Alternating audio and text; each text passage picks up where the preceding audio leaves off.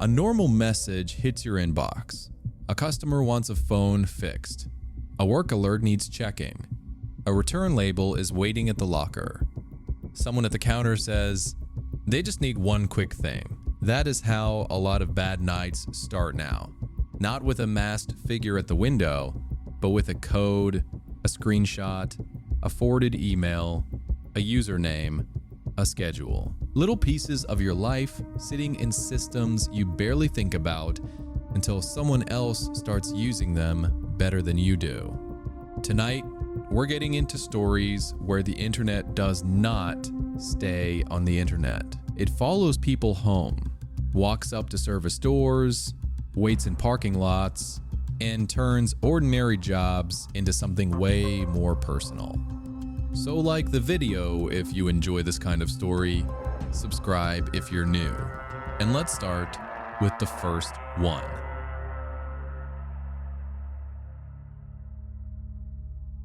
I don't take repair jobs at my apartment anymore.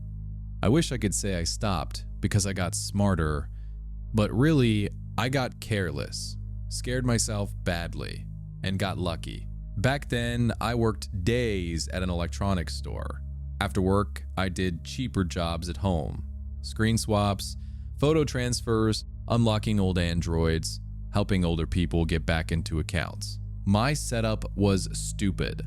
One Gmail for every client, one Google Sheet with names, models, pickup times, who paid. Saved replies like, I'll be home after 6. My old laptop stayed on the kitchen table with a cheap USB hub, SIM cards, and my screwdriver kit.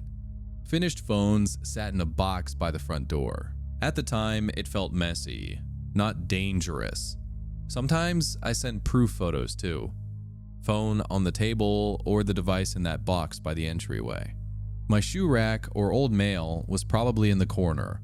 The job that ended it came in on a Thursday night. The guy messaged through my repair ad. Old Android, needed photos and contacts pulled. His messages were rushed, no punctuation. Then he switched to email to send screenshots. The Gmail name said Aaron, but when he showed up, he didn't introduce himself. He just stood in my hallway holding a beat-up Samsung in a brown case. He was thin, late 30s, maybe gray hoodie, sweating, even though it was cold. He kept glancing toward the stairs, but I've had nervous customers before. I asked the normal questions. Passcode, Google account, water damage. He answered, badly. First it was his phone. Then it was a phone he was helping someone with. Then he said it had to go back in the morning. That bothered me. But people sent relatives all the time. So when he said, my cousin might come by if I can't, he'll know what it is. I didn't like it, but I didn't refuse. I told him I needed it in writing. He gave me the unlock pattern, the name on the lock screen, the price we agreed on, and showed me our earlier thread. Model, pickup time, everything. Messy, but it matched. So I took it. The repair was boring. Cracked lower right corner, brown case torn near the camera. I copied the photos, exported contacts, made a zip, and emailed him after midnight. He replied while I was brushing my teeth. His cousin would come before work with the cash. Next morning, just after 8, another man knocked. Bigger than Aaron. Cleaner clothes. Much calmer. He knew the model, the crack by the right corner, the brown case split near the camera, and handed me the exact remaining amount. I've replayed that part a lot, but Aaron had emailed me. This guy knew the details, and he had the money. I gave him the phone, marked it picked up, and went to work. Later that afternoon, Aaron emailed again. He thanked me and sent an archive saying it had old contacts and backup stuff he forgot to include. I opened it that evening. It was a zip file. Normal. People sent me WhatsApp backups, old SD card folders, all kinds of junk. I ran my cheap antivirus, saw nothing pop up, and opened it. Nothing happened. No black screen, no warning. Just contacts, a few photos, and some backup-looking files. I told him there wasn't much else I could do without the phone and moved on. The first weird thing was tiny. I emailed an older woman with a Motorola, telling her I'd be home after 6 if she wanted to pick it up. A few minutes later, I went back to add my buzzer code and the email was already marked read on my laptop. I figured I had clicked it on my phone. Gmail does weird stuff. Or I do. I was tired. Then an old iPhone battery thread popped back to the top of my inbox with a reply. When I opened it, there was nothing there. Just a blank line. Like somebody hit space and sent it. I got annoyed and archived it. That same night, my phone showed a sign in alert. I was heating leftovers. The location looked close enough, and I had been switching between phone and laptop all night, so I tapped that it was me. That was the problem. Everything wrong looked like something I might have done myself. The next message came through the Marketplace app. No name I knew, no profile picture. You kept something extra. Return the phone. I thought it was Aaron or somebody trying to squeeze money out of me. I wrote back that the Android had been picked up by the person he authorized, and if there was a problem, they needed to talk to that guy. The reply came fast. Don't play dumb. Then they sent a screenshot. It was my own email, a slice of my inbox, and behind it, part of my Google Sheet. Client names, times, wording about being home after 6. There was also one of the photos I'd sent a customer, the box of finished phones in my entryway, 3 devices visible inside, my hallway floor in the background. I sat there looking at my own buzzer code in somebody else's screenshot. That was when I stopped thinking it was a client being difficult. I opened Gmail settings, recent activity, devices, passwords, all of it. I didn't know what half of it meant. I was just clicking around, hoping not to find anything. Under filters and blocked addresses, there was a rule forwarding every new message to an address I had never seen before. I deleted it, changed the password, and hit every sign out of other devices button I could find. I didn't know about app access or recovery settings then. I just did the obvious stuff. Then I wrote back that the brown Samsung was gone. It had been picked up by the man Aaron told me about. Wrong answer. For maybe 20 minutes, nothing happened. Then the messages started again. Return that phone. Don't ask questions. Don't message anyone. And don't pretend you don't know which one. I told them again I didn't have it. They answered with pieces of my schedule. Mrs. Keller at 7. A cracked iPhone canceled at 5:30. Amir on Saturday morning because I told him I'd be home anyway. That got me out of the chair. Then the photo came in. My apartment door. Not a similar door. Mine, the scratched brass number, bad paint along the frame, and a small Amazon package on the mat.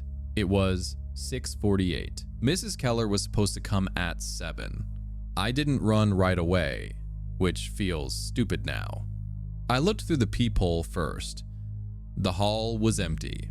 Then I shoved the phone box under my bed, not because that fixed anything, but because my hands needed something to do.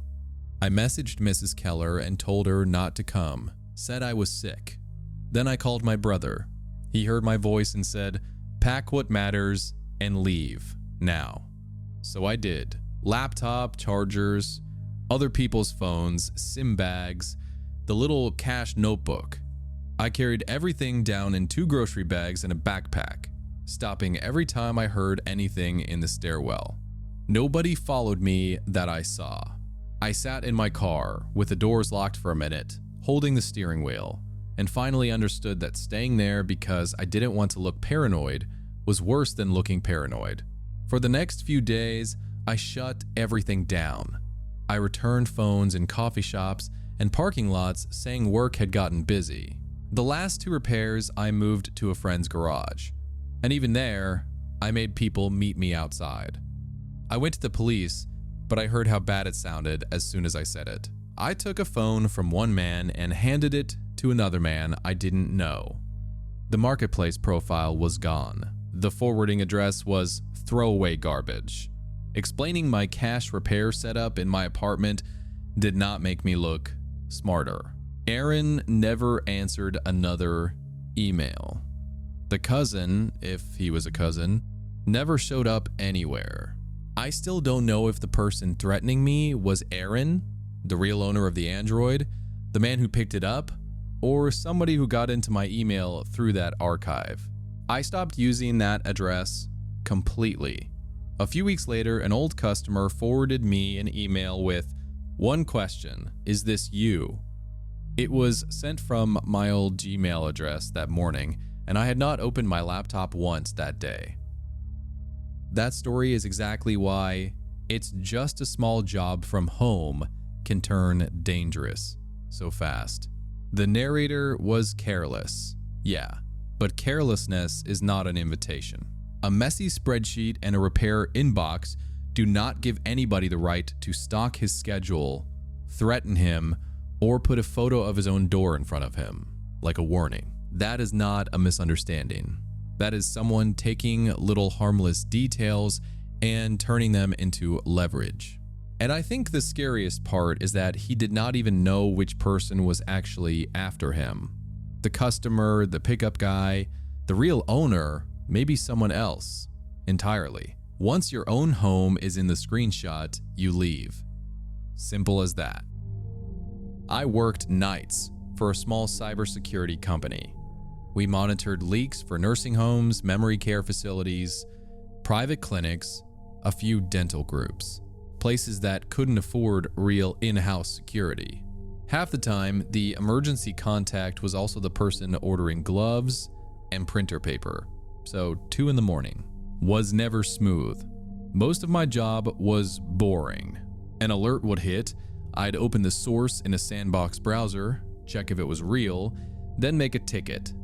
Medicare cards, old insurance forms, power of attorney scans, staff contact sheets from 3 administrators ago, shared passwords for family portals. Nobody had changed since 2019. You verify the client, take screenshots, set severity, send the template notification, and usually watch the ticket sit there, because nobody at a small facility in Ohio is checking a compliance inbox at 1:14 a.m. So when an alert came in for a memory care facility outside Dayton, I didn't panic. I was eating vending machine pretzels and trying not to get salt in my keyboard. That's the dumb detail I remember. The client name matched. The patient name was Harold Whitaker, elderly male, memory care resident. The seller had the archive split into boring folders: billing, visit, guardian. Guardian made me pause for maybe half a second. But the word is normal in that world: legal guardian, family contact, power of attorney. At first, it looked like another nasty but ordinary medical leak. There was an ID scan, insurance paperwork, and a power of attorney form with a messy signature. I started the ticket, pulled screenshots, and marked it for manual review. That was where it got weird. The Guardian folder didn't look like a normal system export. Medical leaks are usually messy in a stupid way. Huge batches of PDFs, duplicate scans, forms sideways. This looked collected. There were pieces of a visitor log, just clipped names and dates. There was an old staff schedule, maybe a year out of date, with names like Carol M., Denise, Lori, and a weekend med aid scribbled in the margin. There were care plan notes, but only bits of them: routine, agitation triggers, food preferences, family names. Harold's room number was in there, his daughter's first name, her phone number twice. His old dog was named Baxter. He liked oatmeal cookies, not chocolate chip, because chocolate made him nervous. There was even a bank security phrase. Then I found the side entrance code. It was in a little text file with a few other facility notes. Not the main door, Just the outside vestibule by the service entrance, where you can get through one locked door and still need staff to buzz you through the inner one. Those codes were supposed to be temporary. Supposed to be. I tried to explain it the normal way. Compromised family portal. Phished billing employee. Contractor laptop that never got wiped. That's just what the answer usually is. But the text files were wrong. One was called call_notes.txt. It wasn't call notes. It was a cheat sheet. Ask for night desk, say family already spoke to them. Mention routine. Insert daughter name. Insert comfort detail. Some lines already had Harold's details filled in. I changed the ticket to high severity. Idaho scan, care notes, and side vestibule code. I sent the emergency escalation email, left a voicemail, and tagged my on-call manager. About 40 minutes later, something came into our client help desk. It had been forwarded from the facility's general intake mailbox under the portal/security category. One line from the facility said, possibly related to portal compromise. The message was supposedly from Harold's family.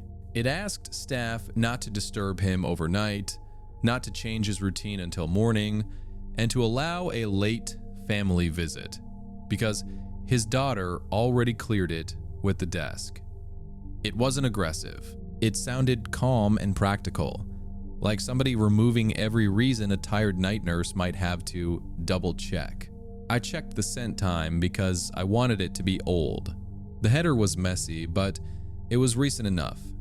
Then I opened call_notes text again.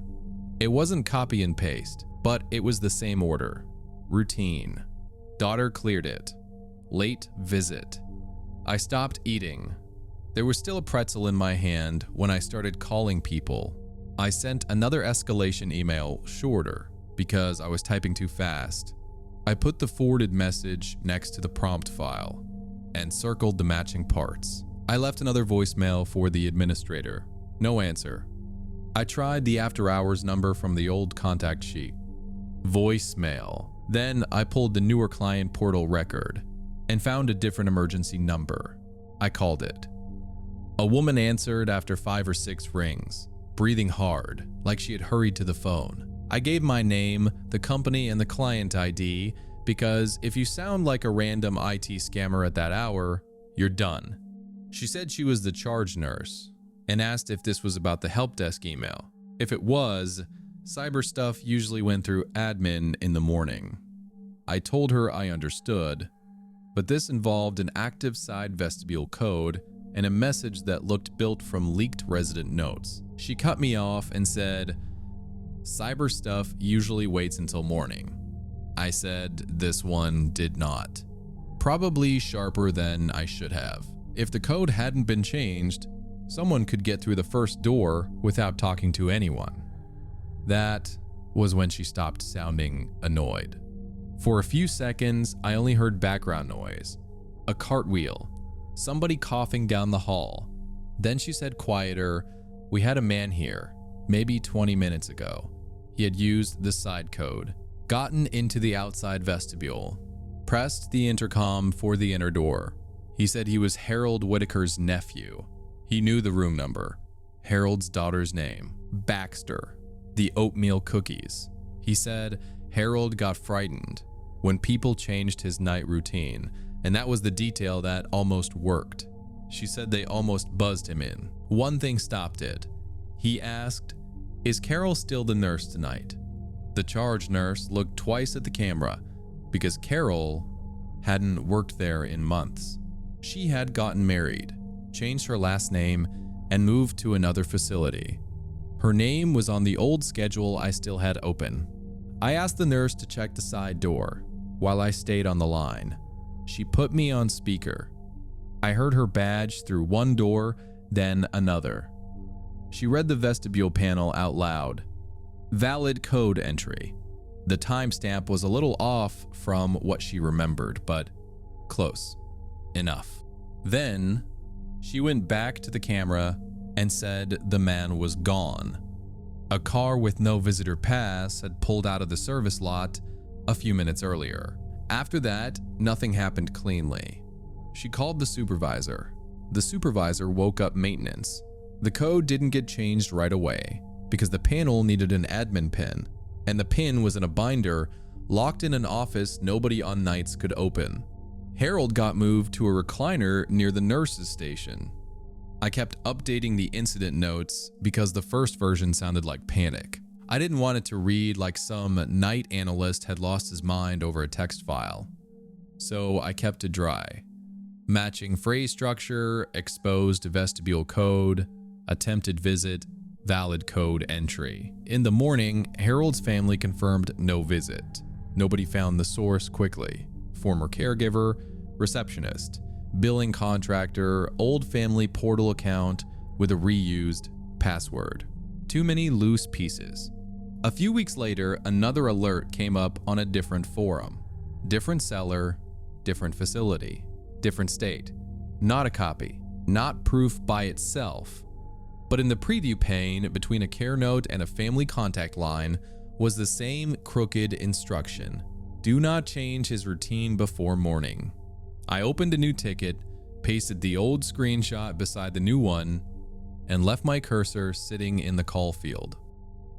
This one feels rotten in a very specific way because all those details were supposed to protect Harold. His routine, his triggers, his daughter's name, even the dog and the cookies that is care information. It exists so staff can treat a vulnerable person like a human being, and then some stranger uses it like a script to get through a door. That is beyond creepy. That is predatory. Also, the whole "we'll deal with cyber stuff in the morning" mindset almost became a real disaster here. Sometimes the breach is not theoretical. Sometimes it is a person standing in a vestibule, saying the right name, waiting for someone tired enough to buzz them in. I started selling my stuff after I got laid off from a dental billing office near Columbus. The office merged with another practice, kept the long-time women, and I got handed my last check with paperwork I couldn't afford. For about a week, I told myself I was just cleaning. Then I was listing jeans, old boots, a Columbia jacket, cheap necklaces, a toaster oven, a little blender, random stuff. Just me trying to make rent. The app had about $380 in pending balance. That was my electric bill, phone bill, and part of rent. It was one of those resale apps where buyers can rate you and open disputes over anything.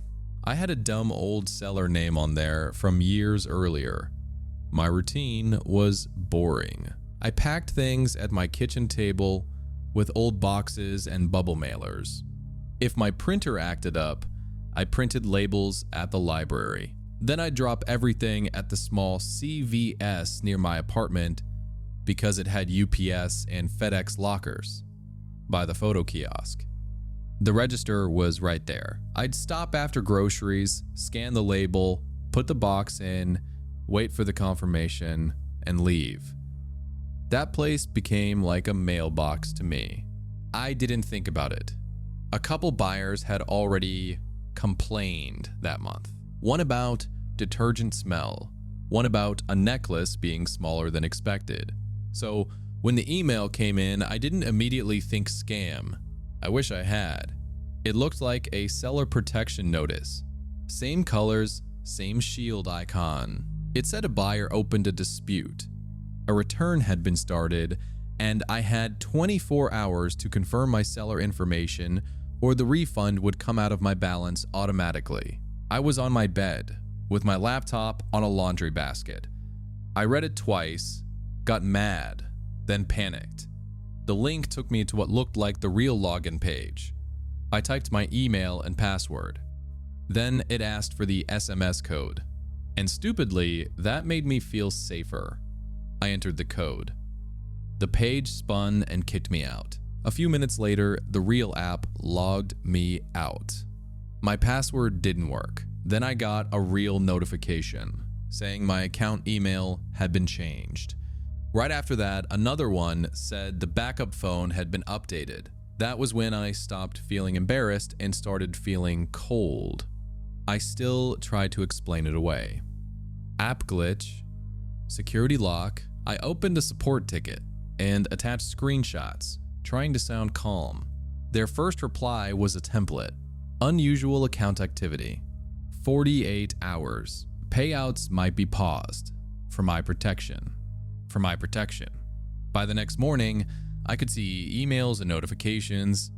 I could look at my listings from the outside, but I couldn't get in. The pending balance was still there at first. Whoever had the account couldn't just add a bank and cash out because there was a hold, but there were other ways to drain it. Old sales started getting return requests. The boots, the jacket, a box of jewelry I had mailed to Indiana. I wrote order numbers in a notebook and still mixed up which return ID went with which thing. The requests all said vague stuff. Item not as described.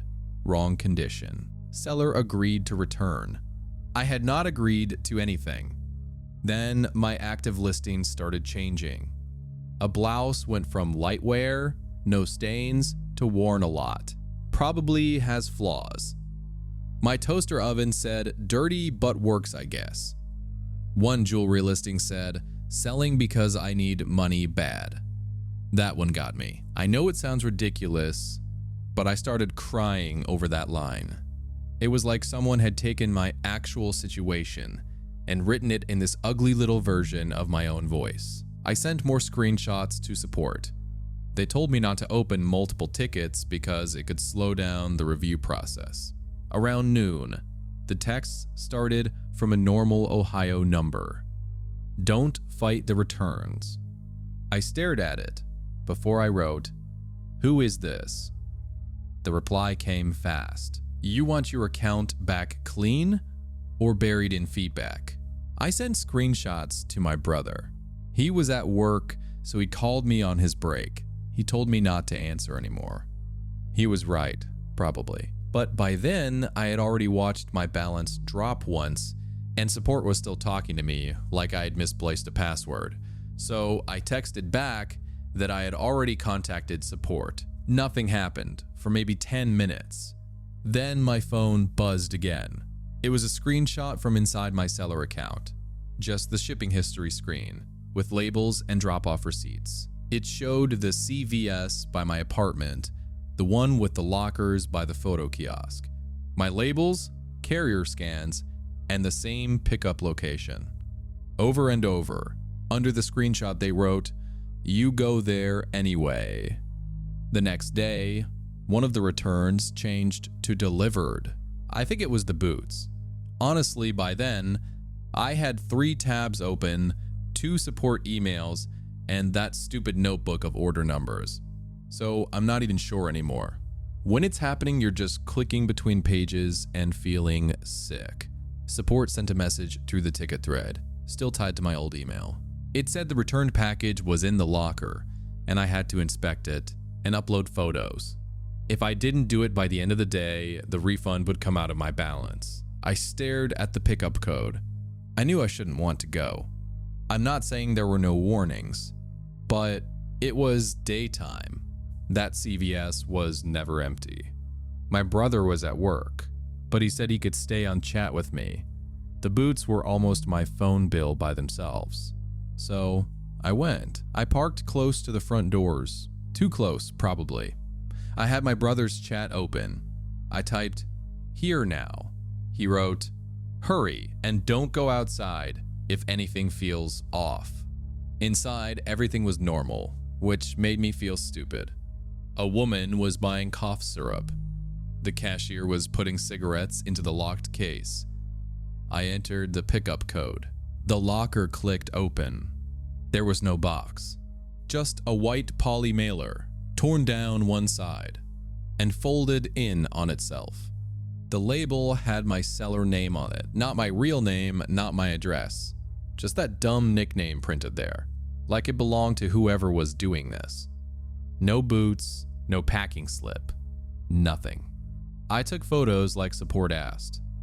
Open locker, label, empty mailer. I remember holding it by the corner because I suddenly didn't want my fingers on it. I was backing away, trying to upload the pictures with 1 bar of service, when a man stepped into the short aisle between the lockers and the front doors. Late 30s, maybe older. Hoodie, phone in his hand. Not close enough to grab me, but close enough that getting to my car meant going around him.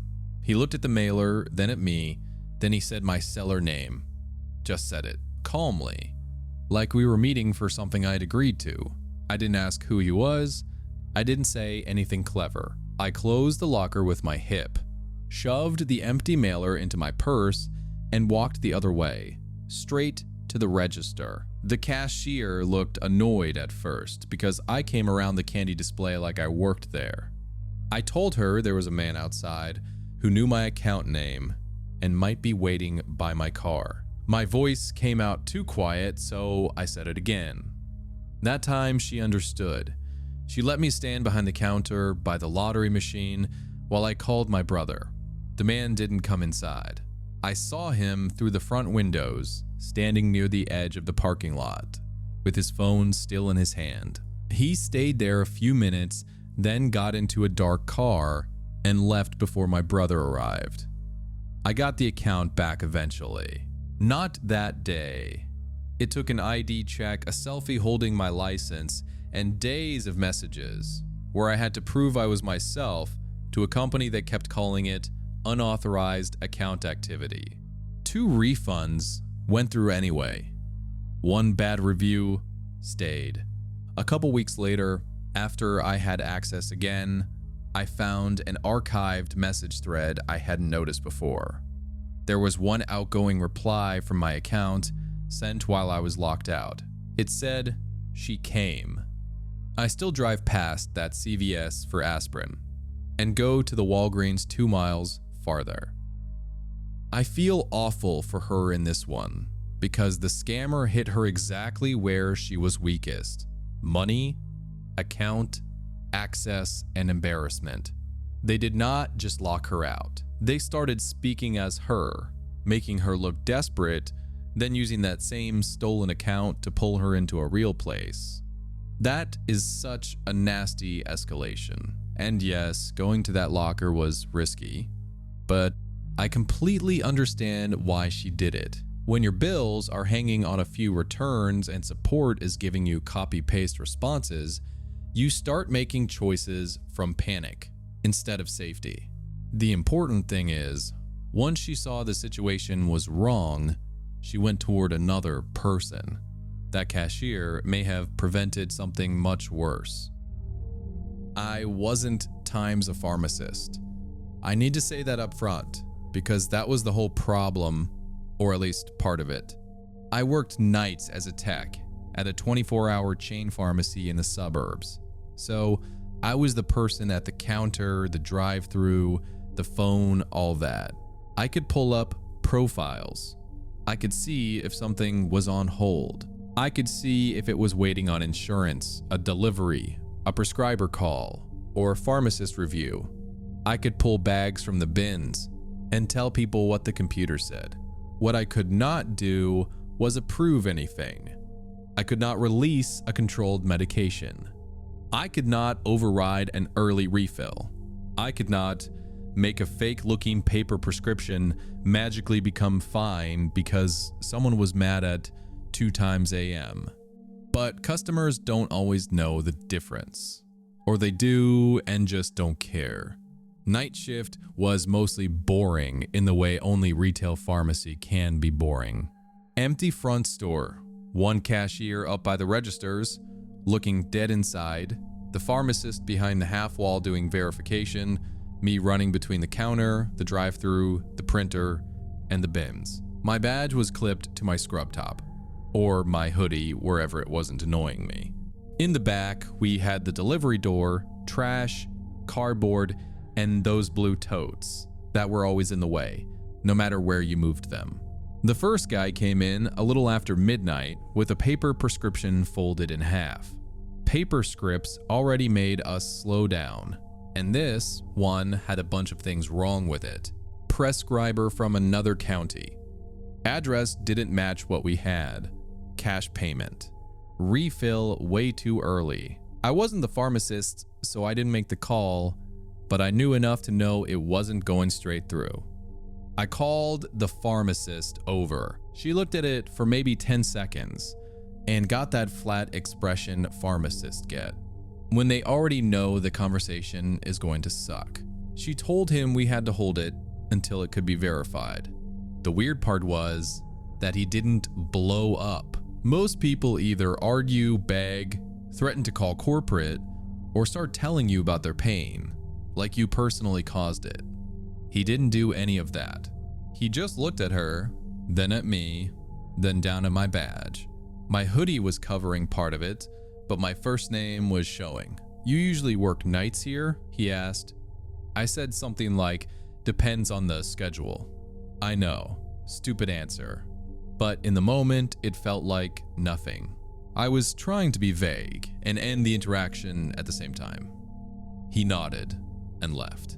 I remember thinking he was weirdly calm, but honestly, I also thought, okay, maybe for once, somebody understood the rules. The other stuff didn't happen every night. That's why it took me so long to connect it. A woman came in around 3 one morning and called me by name even though my badge was mostly covered. She acted friendly, like maybe I'd helped her before. She asked if I could just see what bin an order was in. That sounds harmless if you haven't worked there, but asking what bin it's in is different from asking if it's ready. It means, is the bag already filled? Is it sitting somewhere? Can someone grab it? I asked for the patient's date of birth. She gave me a name that didn't match anything, and then said she'd come back later. Another night, a guy at the drive-thru wouldn't give me enough information to look up the patient, but he somehow knew the order wasn't canceled, just hanging. Then he got mad because I wouldn't tell him when our next delivery check was. Not when his medication would be ready, when we checked the delivery totes. I should have written down his plate. I didn't. The headset was dying. There were cars behind him, and I was 40 minutes from clocking out. I told myself, he probably got half correct information from another store. And to be fair, that happens all the time. One person who seemed suspicious later turned out to have a real insurance issue. Another guy was screaming at us because a store 20 minutes away had messed something up. So you learn not to treat every strange customer like part of some bigger thing. You just get through the shift. The one by the service door bothered me more. I was taking boxes toward the back when I saw a man outside near the wall. Not by the public entrance, not smoking, not looking at his phone. Just standing there, like he was waiting for somebody to open the door. I cracked it and asked if he needed something. He said his cousin sent him and he just needed to know who the pharmacist was that night. I told him I was a tech and he had to come through the front. He said, "Yeah, but who's releasing tonight?" I shut the door. I did tell the pharmacist, but I said it like it was just another weird pharmacy thing. Not like a threat, not like something we needed to make a whole report about. Later that same shift, I still took trash out by myself because the bags were leaking and the cashier couldn't leave the front. That's embarrassing now, but that was how normal it still felt. People were in pain, people were using, people were picking up for cousins, parents, girlfriends, whoever. People were mad at doctors, insurance, stock issues, us, God, everything. A night pharmacy gets weird fast. Then 2 complaints came in with my name on them. The first said I had refused to release a prescription. The second said I had blocked the order. The complaints themselves didn't shock me. People complain. The wording bothered me. Normal customers say you were rude or slow or wouldn't help them. They don't usually say release like that. And I couldn't release anything anyway. Whoever wrote those knew some of our internal words, but not how they actually worked. My manager still treated it like a store problem. She told me not to argue at the counter, not to leave screens where customers could see them, to keep my badge covered when I went out back, and not to open the service door if anyone was standing near it. We asked about cameras. The back camera mostly caught parking lot glare and hoodies. The drive-through camera was only useful if a car stopped in the right spot. Anything better had to go through corporate security, and corporate security was never fast. The screenshot didn't come from them. It came from a tech at another location, a guy I'd covered a shift with once. He sent it to one of our pharmacists first, and she showed me in the immunization room. He wouldn't say exactly where he got it, just that somebody had passed it around after asking about problem pharmacies. It was a picture of a screen, bad quality. Part of it was cut off, and there was glare across the middle. It looked like some private chat or locked board. I could see a cropped photo of me walking through the parking lot in my scrub top. Blurry, but definitely me. Under it was my first name, my last name spelled wrong, a rough list of the nights I usually worked, and the word pharmacist. I am not a pharmacist. Below that was one note: hard stop for held scripts. I didn't know who posted it or how many people saw it, but it was enough to make every visit before that feel different. The store did not become a fortress after that. That's not how these places work. We got a quick talk from the manager, a reminder taped near the schedule, and everyone acted nervous for about a day and a half. We were told to go out back in pairs, not leave screens open if someone was lingering near the counter, and not use the service door if anyone was around it. Basic stuff. Stuff we should have been doing already. I tried to work normally because there was still work. People still needed antibiotics. Old guys still came in for blood pressure meds. The drive-thru still dinged at the worst possible time. But I started noticing things I would have ignored before. A man standing by the batteries for too long. A car idling off to the side of the lot, not parked right, not in the drive-thru. Somebody walking past the entrance twice and never coming in. The night it happened, I took trash out near the end of my shift. It wasn't dramatic. It was 2 leaking bags and a cardboard box I was sick of tripping over. The pharmacist was on a doctor call. The cashier had people up front. I told myself it would take 10 seconds. I didn't see anyone when I stepped out. The dumpster blocked the right side of the wall, and the light over the door made everything past it look washed out. I came back with my key card still in my hand. The rear door was heavy and had one of those slow closers, so it never just slammed shut. Inside was the narrow hall with totes on one side and boxes on the other. I had one foot in and was trying to clip the card back onto my badge when a hand came around the edge of the door. Just a hand. Then the guy from the wall leaned into the gap. He didn't look like some professional criminal. He looked sweaty and pissed off and scared, like somebody had given him instructions and he was repeating them because that was all he had. "Open the screen," he said. "Check delivery. Tell me where the hold is." I shoved my shoulder into the door. He shoved back. The closer made this grinding sound above us, and the edge of the door caught my forearm. My heel hit one of the totes behind me. "I can't do that," I said. Maybe I yelled it. I don't know. He kept saying the same things. "Open screen. Unlock delivery. Release the bin." Like if he said the right pharmacy words, I would let him in. The pharmacist heard the noise and came around the corner. The cashier started yelling from the front. That made him push harder. The clip on my badge snapped, and my key card hit the pavement outside and slid under the door. For a few seconds, there was nothing complicated about it. A stranger had his hand on the door to the closed pharmacy area, and he was almost inside. The pharmacist grabbed the inside handle and helped me force it shut. The latch caught. My card was still outside. The guy slapped the door once and ran before the police got there. They killed the card right away. The back door became a two-person door for a while.